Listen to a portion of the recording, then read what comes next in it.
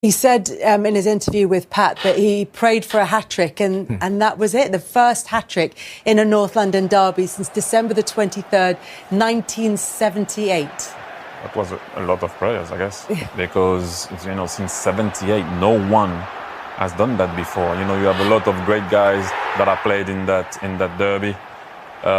When you think of guys like the late one, Kane, myself, Ian Wright, I can name a lot of strikers. People will be upset, and I forgot some, but it's actually number 10. But for me, on the night, look at where he is.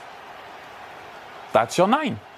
But I think that's a really interesting point. And it comes back to something that you were saying, I think, across the course of last season and even across the summer, Jamie, which is that number 9 wasn't necessarily the answer to Arsenal's problems. It was about creating chances elsewhere on the pitch. Yeah, it was. I mean, I never felt... There was always this talk they needed a goal scorer. Of course, they needed to score more goals, certainly last season, to compete with Liverpool. But Arsenal in general play didn't create enough. That was a problem for them last season. So no matter who your striker is, if you're not creating chances for him, he's not there to finish.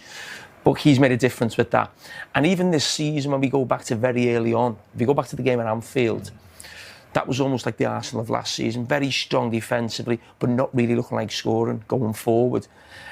And I don't know if can't remember exactly. Was Newcastle the next game after that? Or I think Eze came in basically rather than. There was a lot of criticism around Marino playing, I think, at Anfield instead of Eze. Eze comes on late into the game. And then I'm certain Eze plays at Newcastle away.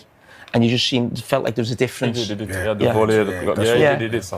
Yeah. And it just feels like his introduction, his sign, which I felt, to be fair, would just be something that would be to sort of back up Odegaard. Odegaard's out at the moment. But as you said before, Odegaard's got a real fight. And you know that I thought differently. I said to myself, first and foremost, he's a 10. And Martin Odegaard will have competition. And when you're at a big club, as it should be, you would have competition. In your time, in my time, if you have an hour. If you don't score, Kanu comes on, Wilton comes on. And at the very beginning, I had to find a space to make sure that I could make myself available and make sure that I could perform for the team. But like I said, for me, he's a 10, and I say it again.